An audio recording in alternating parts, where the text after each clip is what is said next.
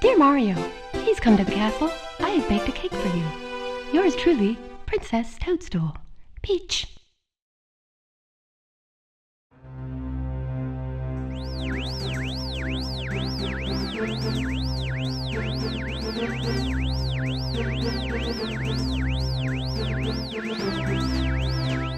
Hello everybody, Megazard here, back at it again to give you another very exciting collection reflection video where I take something out of my video game collection, whether it be a game, a system, or anything else in between, and just sit down for just a hot second, just to kind of give my reflection on it and just give my experience with that set game.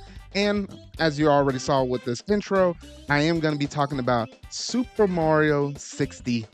Now, me and this game go way back because honestly, this right here is definitely by far one of my most favorite games of all time. If I were to put it up in a list, it probably would still manage to crack the top 5. And it also just happens to be one of the first couple of games I've ever played within my whole entire, gaming history.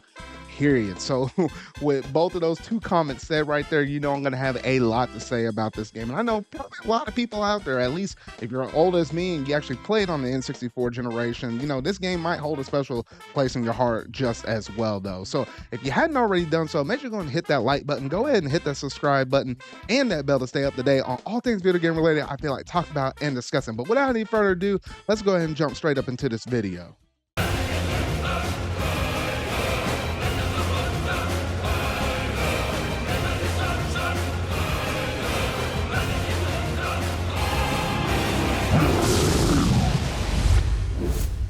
Mario 64. Now, what would I do without you? Because, oh shoot, this is this same original cartridge for Mario 64 that I grew up with.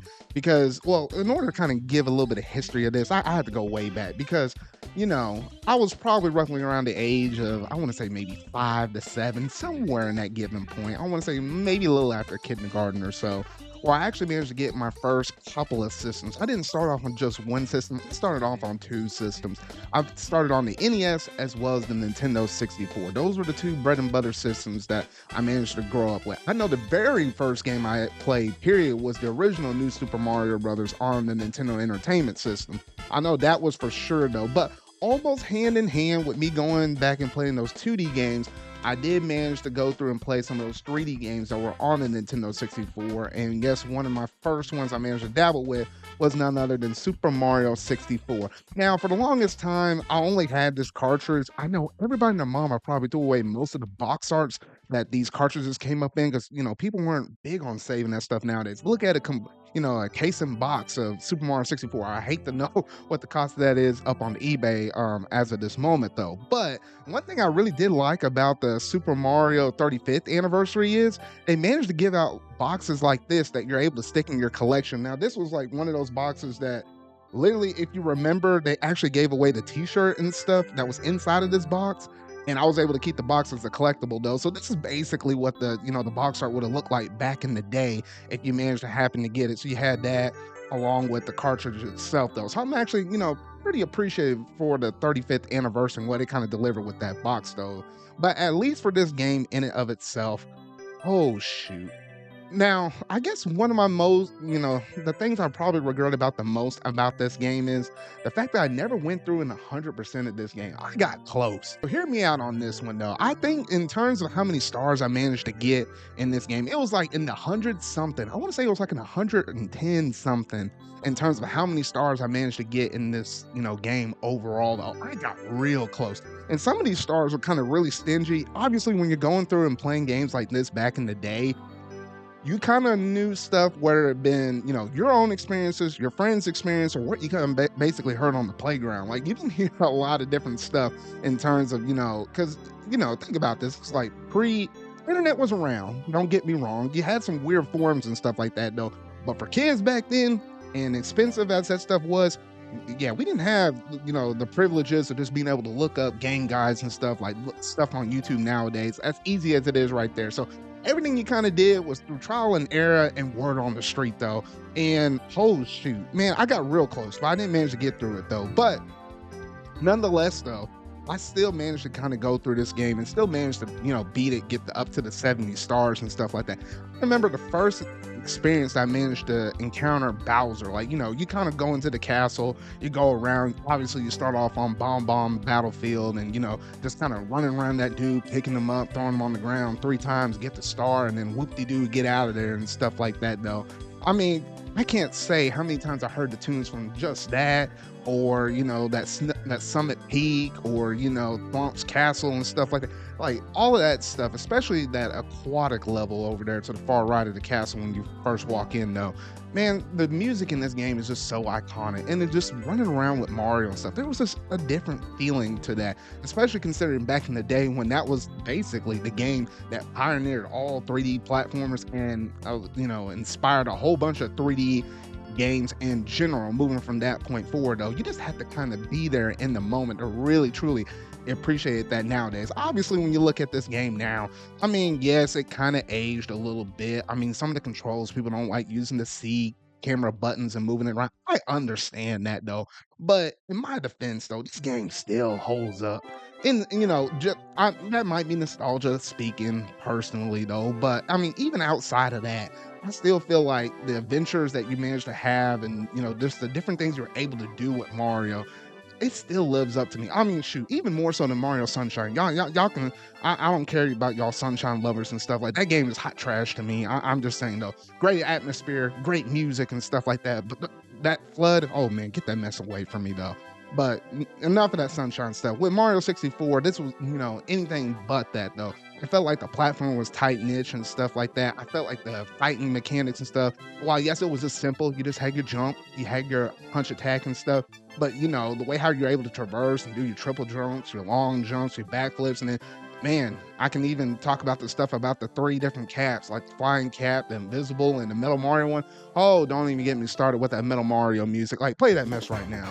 Like, holy shoot. Like, you can't beat this kind of mess, though. I mean, even just recently playing Super Mario Bros. Wonder, like, they even put that music as one of the power-ups for, what was it, the Wonder Flower effects, though, and that just brought me way back. I'm just saying, though. But nonetheless, Super Mario 64 had some great inspiration in terms of just level diversities and stuff. You had all of these different secrets up in the castle in it of itself. Like, even one of the levels, surprisingly enough, you're just walking down, in the midst of the hallways and stuff, closer in those basement levels and stuff, and you wouldn't think about just jumping through the wall, which literally just looked like a wall, but that led into a whole nother desert level and stuff like that. No, I don't know. They were really creative with this game, no. And then especially in terms of Bowser and the boss fights that you managed to have. And it started off simple with that first one. You just picked him up by the tail, swung him around, and just hit the bomb flower or the bomb on the edge of the ring. It was very simple. And then you face him again in round 2 and stuff. And then this dude started moving around, jumping on the thing, ricking and rocking in the whole entire stage around and stuff. Like, they managed to do enough tweaks to it where it's like, okay, it kind of left it a little bit challenging. Now, granted, obviously, if you're new to playing this game, just period overall, I mean, obviously, you're gonna learn onto these little new mechanics and stuff or new twists for the fights pretty easily. Like, it's not that hard, looking back at it now. But looking at it back then, it was a whole different kind of ball game, though. And especially once he managed to fight Bowser towards the tail end of the game, like the fact that you had to not only just pick him up, swing around once, not twice, but 3 different times. Man, I can't tell you how many times I was swirling around that stick, and I was like, I was like, oh, please, please, oh, please, oh, please, let me hit a bomb this time. Oh, goodness, yeah, but I don't know. It's just something iconic about the music and about just the experience overall. I just really thoroughly love into this day, though. And even if you manage to get, I know what happens when you get 120 stars. Just being able to unlock, interacting with Yoshi at the very top of the castle and stuff like that. It's just some really nice stuff right there. I can't say how many times I went through and picked up this game and just go through the first level or jump to the very end, just pick a random Bowser fight or something like that. I really wish I was able to track how many hours I put up in this game, because it was just that comfort food. Like, everybody has that game out there that you can just kind of go back to, pick up and play. You don't miss a beat with any of the controls or anything like that. It's just super easy to do. And I was like, this game for Mario 64, that is it just for me, though. And I really did like when they did the 35th anniversary collection thing because I managed to actually pick that up physically on the Switch though. So yes, I'm able to actually play Super Mario 64 on the Switch with the slightly, enhanced graphics for that game though. Kind of, wish that they would did like something with a widescreen mode, kind of like how Sunshine managed to get that treatment though. I don't know, maybe someday Nintendo will, crack that open though. I know you can do some stuff on the PC editing side and whatnot though, but I would love to see something official from Nintendo though. But it's really nice because even within that, you're able to actually access all the different tunes and stuff from the game. Not even just get that game, but Sunshine as well as Galaxy as well though. But nonetheless though, Super Mario 64, man, I can go on and on and on about this though. And I'm like, it's just comfort food, especially the fact that it's like one of the first couple of games that I ever managed to play within my whole entire gaming career. And it's something that I feel like is going to be a lost art whenever we look at this, maybe even 10, maybe 15 years down the road, when you're having whole entire different generations of kids growing up and maybe their first system happens to Nintendo wise happen to be the Switch, or maybe, well, not that many people bought a Wii U, so primarily probably going to be a generation that grew up on Wii and the Nintendo Switch. So it's going to be interesting the fact that you're going to have a whole group of people that probably would never even known about Super Mario 64, never grown up with it, but might go back and look at it and be like, oh, this game is kind of rough, but yet this game was so important at the time in terms of pioneering every other 3D game that we love that's in existence right now. Kind of pays attributes or contributes from Super Mario 64 in general. Like that's just kind of crazy to think about right there though. And obviously we had a lot of other cool games that came out on the N64 generation like Smash Brothers, Mario Kart, Ocarina of Time, Majora's Mask,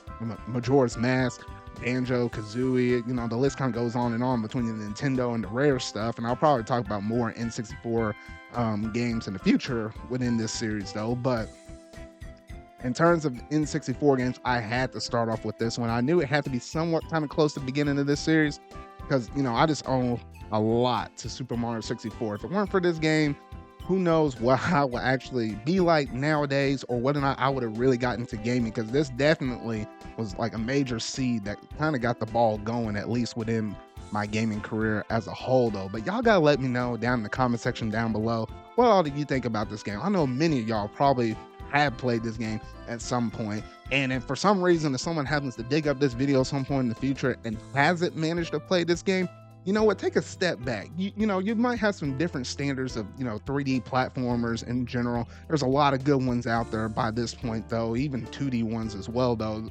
But I implore you to basically take a step back, kind of rewind the clock in your room, just kind of think and envision what would it have been like if you happened to be a kid that grew up in the 90s and this was your first introduction to 3D platforming. It's just a different time back then, and it's really hard to describe that feeling though. But I implore you just to try to take that attempt. And even if you're somebody that happens to be not that old, or you just somehow manage to miss playing this game, I encourage you to find a way to play this game. There's a lot of different ways that you can manage to play Super Mario 64 though, but nothing kind of beats, just picking up that 3-prong Nintendo 64 controller and then just going to town on that sucker though. But I can go on and on about this game though, but I feel like I'll just go ahead and leave it right there though. But that's gonna basically do it in terms of today's video though. So if you really like this, make sure you're gonna hit that like button, go ahead and hit that subscribe button and that bell to stay up to date on all things video game related I feel like talking about and discussing, y'all. So remember, y'all, until what video I make next, see y'all.